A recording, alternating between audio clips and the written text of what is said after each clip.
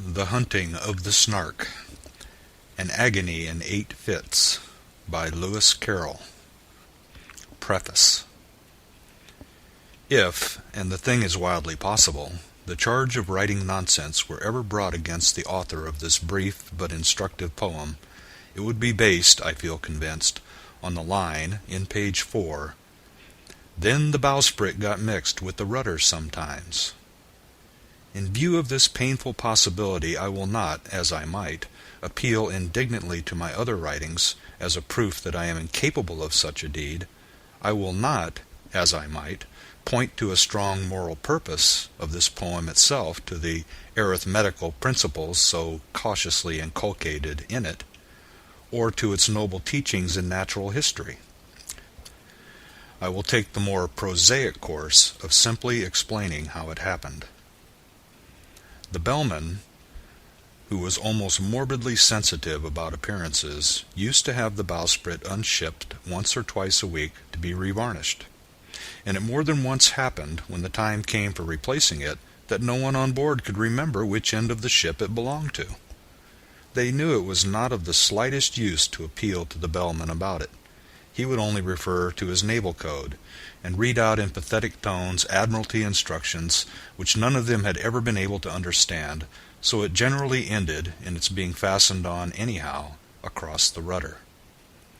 The helmsman used to stand by with tears in his eyes. He knew it was all wrong, but alas! Rule 42 of the code, "No one shall speak to the man at the helm," had been completed by the Bellman himself with the words, "And the man at the helm shall speak to no one." So remonstrance was impossible, and no steering could be done till the next varnishing day. During these bewildering intervals the ship usually sailed backwards. As this poem is to some extent connected with the lay of the Jabberwock, let me take this opportunity of answering a question that has often been asked me: how to pronounce slithy toves. The I in slithy is long, as in writhe, and toves is pronounced so as to rhyme with groves. Again, the first O in borogoves is pronounced like the O in borrow. I have heard people try to give it the sound of the O in worry. Such is human perversity. This also seems a fitting occasion to notice the other hard works in that poem. Humpty Dumpty's theory of 2 meanings packed into one word, like a portmanteau, seems to me the right explanation for all. For instance, take the 2 words fuming and furious. Make up your mind that you will say both words, but leave it unsettled which you will say first. Now open your mouth and speak. If your thoughts incline ever so little towards fuming, then you will say, "Fuming furious." If they turn by even a hair's breadth towards furious, you will say, "Furious fuming." But if you have the rarest of gifts, a perfectly balanced mind, you will say, "Frumious." Supposing that, when Pistol uttered the well-known words, "Under which king, Bezonian, speak or die?" Justice Shallow had felt certain that it was either William or Richard, but had not been able to settle which, so that he could not possibly say either name before the other. Can it be doubted that, rather than die, he would have gasped out, "Rilchium"? The Hunting of the Snark. An Agony in 8 Fits. Fit the first. The Landing.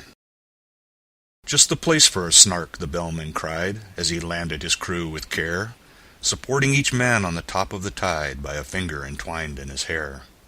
"Just the place for a snark, I have said it twice.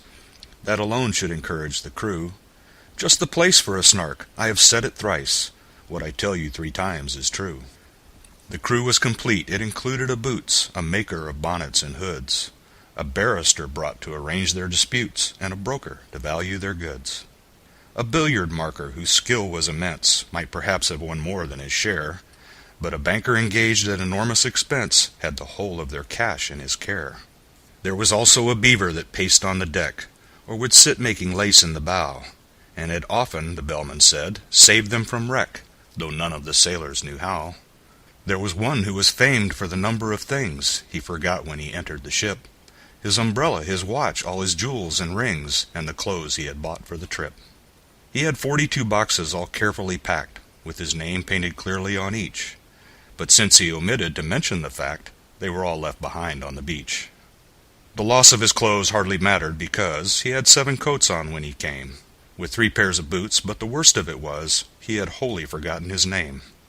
He would answer to hi, or to any loud cry, such as "Fry me," or "Fritter my wig," to "What you may call him," or "What was his name," but especially "Thingamajig."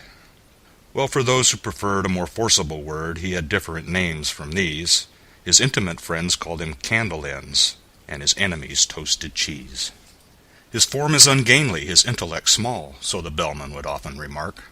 But his courage is perfect, and that, after all, is the thing that one needs with a Snark. He would joke with hyenas returning their stare with an impudent wag of the head, and he once went a walk paw in paw with a bear, just to keep up its spirits, he said. He came as a baker, but owned when too late, and it drove the poor Bellman half mad. He could only bake bride cake, for which I may state no materials were to be had. The last of the crew needs a special remark, though he looked an incredible dunce. He had just one idea, but that one being Snark, the good Bellman engaged him at once. He came as a butcher, but gravely declared, when the ship had been sailing a week, he could only kill beavers. The Bellman looked scared, and was almost too frightened to speak. But at length he explained in a tremulous tone there was only one beaver on board, and that was a tame one he had of his own, whose death would be deeply deplored. The beaver, who happened to hear the remark, protested with tears in its eyes that not even the rapture of hunting the Snark could atone for that dismal surprise. It strongly advised that the butcher should be conveyed in a separate ship, but the Bellman declared that would never agree with the plans he had made for the trip. Navigation was always a difficult art, though with only one ship and one bell, and he feared he must really decline for his part, undertaking another as well. The beaver's best course was no doubt to procure a second-hand dagger-proof coat, so the baker advised it, and next to ensure its life in some office of note. This the banker suggested and offered for hire, on moderate terms, or for sale, 2 excellent policies, one against fire, and one against damage from hail. Yet still, ever after that sorrowful day, whenever the butcher was by, the beaver kept looking the opposite way, and appeared unaccountably shy. Fit the Second. The Bellman's Speech. The Bellman himself they all praised to the skies. Such a carriage, such ease, and such grace. Such solemnity, too, one could see he was wise the moment one looked in his face.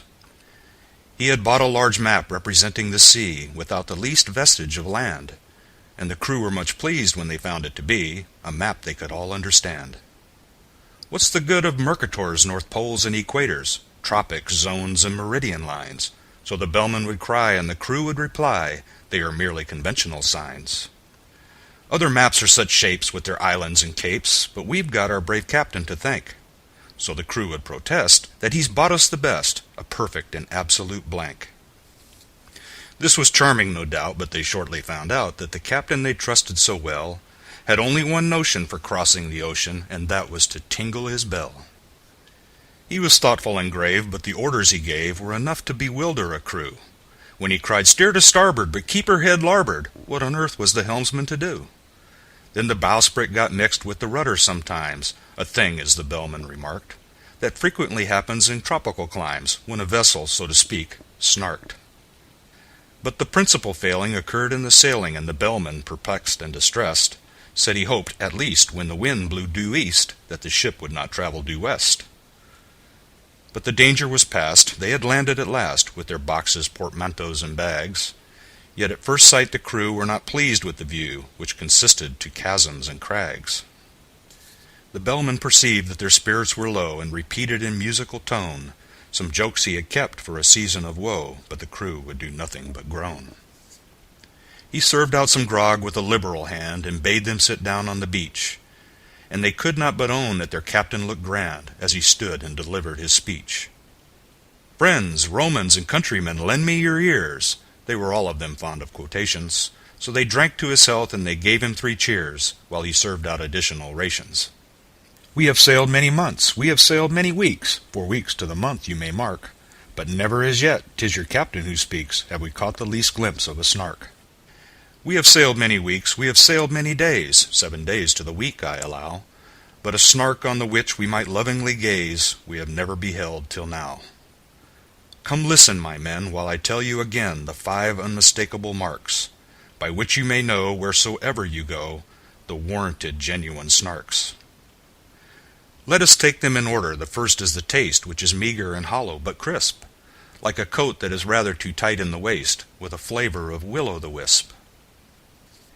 Its habit of getting up late, you'll agree, that it carries too far when I say that it frequently breakfasts at 5 o'clock tea and dines on the following day. The third is its slowness in taking a jest, should you happen to venture on one. It will sigh like a thing that is deeply distressed, and it always looks grave at a pun. The fourth is its fondness for bathing machines, which it constantly carries about, and believes that they add to the beauty of scenes, a sentiment open to doubt. The fifth is ambition. It next will be right to describe each particular batch, distinguishing those that have feathers and bite, and those that have whiskers and scratch.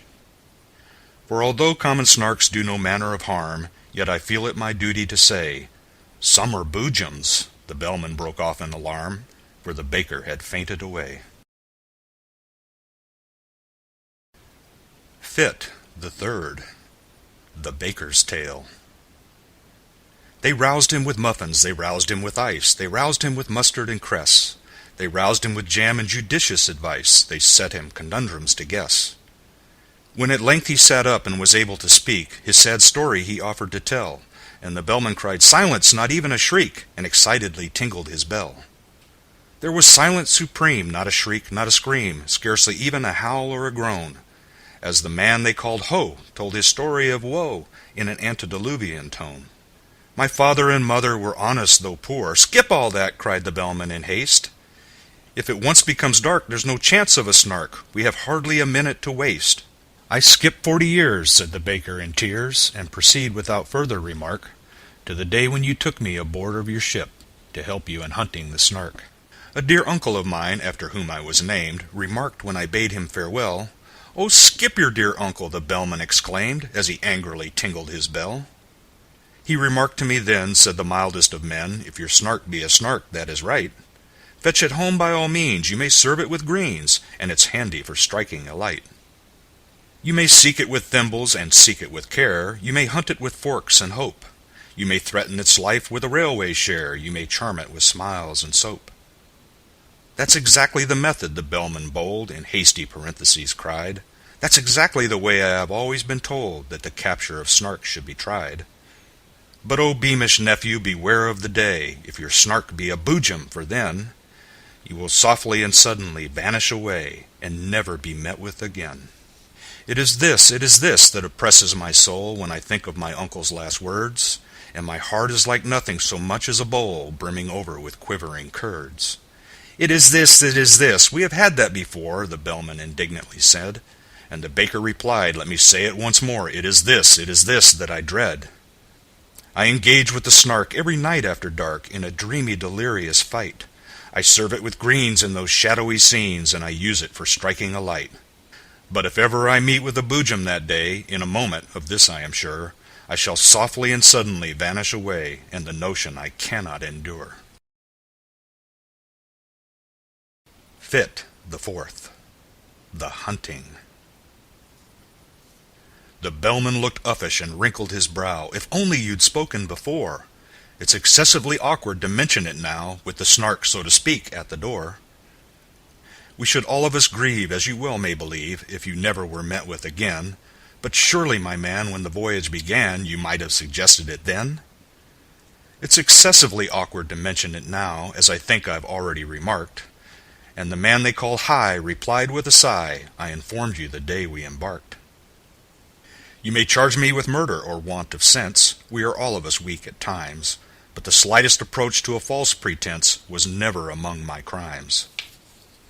I said it in Hebrew, I said it in Dutch, I said it in German and Greek, but I wholly forgot, and it vexes me much, that English is what you speak." "'Tis a pitiful tale," said the Bellman, whose face had grown longer at every word.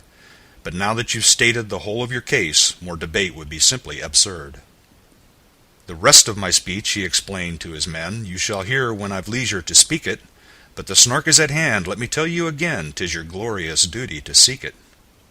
To seek it with thimbles, to seek it with care, to pursue it with forks and hope, to threaten its life with a railway share, to charm it with smiles and soap. For the Snark's a peculiar creature that won't be caught in a commonplace way. Do all that you know and try all that you don't, not a chance must be wasted today. For England expects I forbear to proceed, 'tis a maxim tremendous but trite, and you'd best be unpacking the things that you need to rig yourselves out for the fight. Then the banker endorsed a blank check which he crossed, and changed his loose silver for notes. The baker with care combed his whiskers and hair, and shook the dust out of his coats. The boots and the broker were sharpening a spade, each working the grindstone in turn, but the Beaver went on making lace and displayed no interest in the concern. Though the barrister tried to appeal to its pride, and vainly proceeded to cite a number of cases in which making laces had been proved an infringement of right. The maker of bonnets ferociously planned a novel arrangement of bows, while the billiard marker with quivering hand was chalking the tip of his nose. But the butcher turned nervous and dressed himself fine, with yellow kid gloves and a ruff, said he felt it exactly like going to dine, which the Bellman declared was all stuff. "Introduce me, now there's a good fellow," he said, "if we happen to meet it together." And the Bellman, sagaciously nodding his head, said that must depend on the weather. The Beaver went simply galumphing about at seeing the butcher so shy, and even the baker, though stupid and stout, made an effort to wink with one eye. "Be a man," said the Bellman in wrath as he heard the butcher beginning to sob. "Should we meet with a jubjub, that desperate bird, we shall need all our strength for the job." Fit the Fifth. The Beaver's Lesson. They sought it with thimbles, they sought it with care, they pursued it with forks and hope. They threatened its life with a railway share, they charmed it with smiles and soap. Then the butcher contrived an ingenious plan for making a separate sally, and fixed on a spot unfrequented by man, a dismal and desolate valley. But the very same plan to the Beaver occurred, it had chosen the very same place, yet neither betrayed, by a sign or a word, the disgust that appeared in his face. Each thought he was thinking of nothing but Snark, and the glorious work of the day, and each tried to pretend that he did not remark that the other was going that way. But the valley grew narrow and narrower still, and the evening got darker and colder, till, merely from nervousness, not from goodwill, they marched along shoulder to shoulder. Then a scream, shrill and high, rent the shuddering sky, and they knew that some danger was near. The Beaver turned pale to the tip of its tail, and even the butcher felt queer. He thought of his childhood left far, far behind, that blissful and innocent state. The sound so exactly recalled to his mind a pencil that squeaks on a slate. "'Tis the voice of the Jubjub," he suddenly cried, "this man that they used to call Dunce. As the Bellman would tell you," he added with pride, "I have uttered that sentiment once. 'Tis the note of the Jubjub, keep count I entreat, you will find I have told it you twice. 'Tis the song of the Jubjub, the proof is complete, if only I've stated it thrice." The Beaver had counted with scrupulous care, attending to every word, but it fairly lost heart, and outgrabe in despair, when the third repetition occurred. It felt that, in spite of all possible pains, it had somehow contrived to lose count, and the only thing now was to rack its poor brains by reckoning up the amount. "Two added to one, if that could but be done," it said with one's fingers and thumbs, recollecting with tears how in earlier years it had taken no pains with its sums. "The thing can be done," said the butcher, "I think. The thing must be done, I am sure. The thing shall be done. Bring me paper and ink, the best there is time to procure." The Beaver brought paper, portfolio, pens, and ink in unfailing supplies, while strange creepy creatures came out of their dens and watched them with wondering eyes. So engrossed was the butcher, he heeded them not, as he wrote with a pen in each hand, and explained all the while in a popular style, which the Beaver could well understand. Taking 3 as the subject to reason about, a convenient number to state, we add 7 and 10, and then multiply out by 1,000 diminished by 8. The result we proceed to divide, as you see, by 992, Then subtract 17, and the answer must be exactly and perfectly true. The method employed I would gladly explain, while I have it so clear in my head, if I had but the time and you had but the brain, but much yet remains to be said. In one moment I've seen what has hitherto been enveloped in absolute mystery, and without extra charge I will give you at large a lesson in natural history. In his genial way he proceeded to say, forgetting all laws of propriety, and that giving instruction without introduction would have caused quite a thrill in society. As to temper, the jubjub's a desperate bird, since it lives in perpetual passion. Its taste in costume is entirely absurd. It is ages ahead of the fashion. But it knows any friend it has met once before. It never will look at a bride, and in charity meetings it stands at the door and collects, though it does not subscribe. Its flavor when cooked is more exquisite far than mutton or oysters or eggs. Some think it keeps best in an ivory jar, and some in mahogany kegs. You boil it in sawdust, you salt it in glue, you condense it with locusts and tape, still keeping one principal object in view, to preserve its symmetrical shape. The butcher would gladly have talked till next day, but he felt that the lesson must end, and he wept with delight in attempting to say he considered the beaver his friend. While the beaver confessed, with affectionate looks, more eloquent even than tears, it had learned in 10 minutes far more than all books would have taught it in 70 years. They returned hand in hand, and the Bellman, unmanned, for a moment with noble emotion, said, "This amply repays all the wearisome days we have spent on the billowy ocean." Such friends as the beaver and butcher became have seldom if ever been known. In winter or summer 'twas always the same, you could never meet either alone. And when quarrels arose, as one frequently finds, quarrels will, spite of every endeavor, the song of the jubjub recurred to their minds and cemented their friendship forever. Fit the 6th. The Barrister's Dream. They sought it with thimbles, they sought it with care, they pursued it with forks and hope. They threatened its life with a railway share, they charmed it with smiles and soap. But the barrister, weary of proving in vain that the beaver's lace-making was wrong, fell asleep and in dreams saw the creature quite plain that his fancy had dwelt on so long. He dreamed that he stood in a shadowy court, where the Snark, with a glass in its eye, dressed in gown bands and wig, was defending a pig on the charge of deserting its sty. The witnesses proved, without error or flaw, that the sty was deserted when found, and the judge kept explaining the state of the law in a soft undercurrent of sound. The indictment had never been clearly expressed, and it seemed that the Snark had begun, and had spoken 3 hours before anyone guessed what the pig was supposed to have done. The jury had each formed a different view long before the indictment was read, and they all spoke at once, so that none of them knew one word that the others had said. "You must know," said the judge, but the Snark exclaimed, "Fudge! That statute is obsolete quite. Let me tell you, my friends, the whole question depends on an ancient manorial right. In the matter of treason the pig would appear to have aided but scarcely abetted, while the charge of insolvency fails, it is clear, if you grant the plea never indebted. The fact of desertion I will not dispute, but its guilt, as I trust, is removed, so far as related to the costs of this suit, by the alibi which has been proved. My poor client's fate now depends on your votes." Here the speaker sat down in his place, and directed the judge to refer to his notes, and briefly to sum up the case. But the judge said he never had summed up before, so the Snark undertook it instead, and summed it so well that it came to far more than the witnesses ever had said. When the verdict was called for, the jury declined, as the word was so puzzling to spell, but they ventured to hope that the Snark wouldn't mind undertaking that duty as well. So the Snark found the verdict, although, as it owned, it was spent with the toils of the day. When it said the word "guilty," the jury all groaned, and some of them fainted away.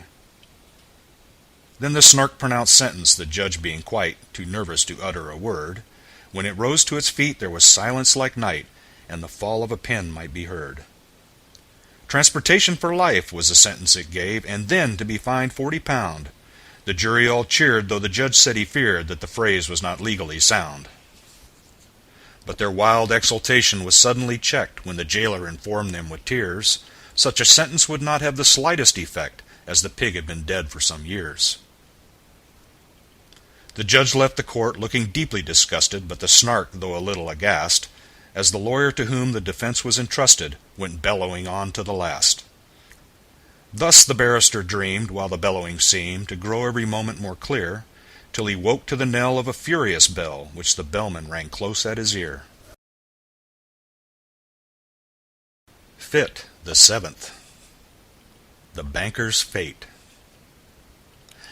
They sought it with thimbles, they sought it with care, they pursued it with forks and hope. They threatened its life with a railway share, they charmed it with smiles and soap.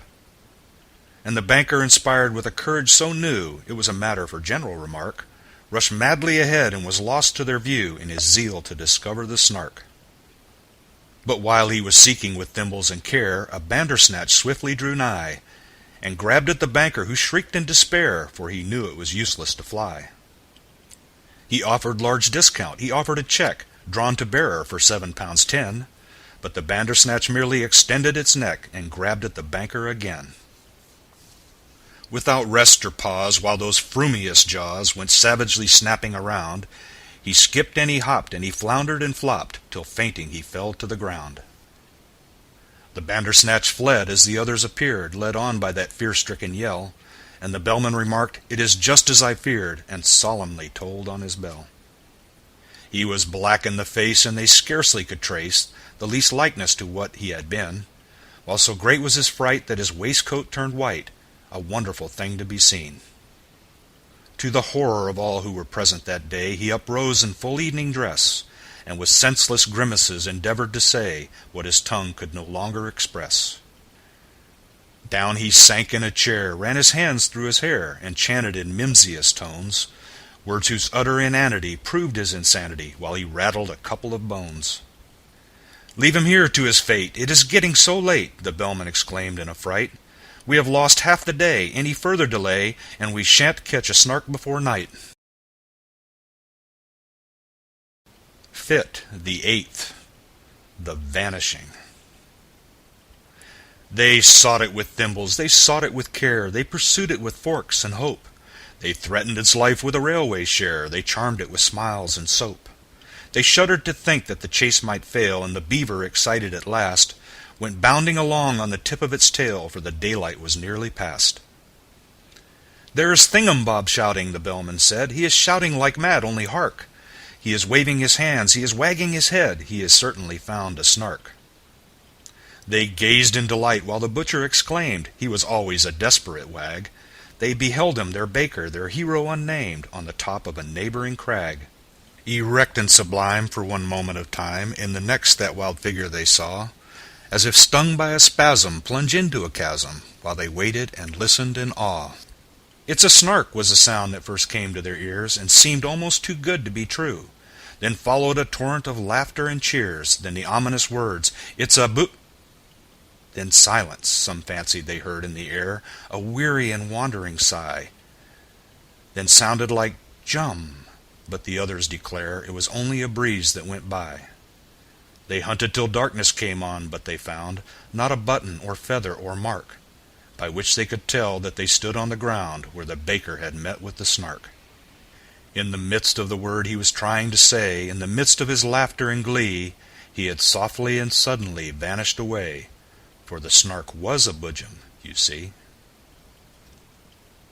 The end.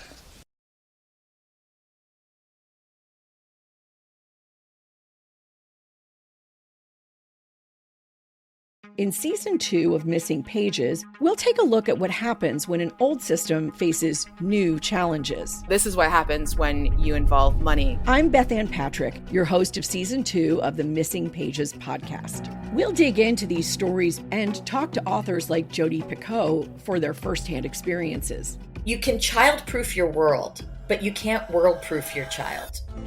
Listen and subscribe to Season 2 of Missing Pages wherever you get your podcasts.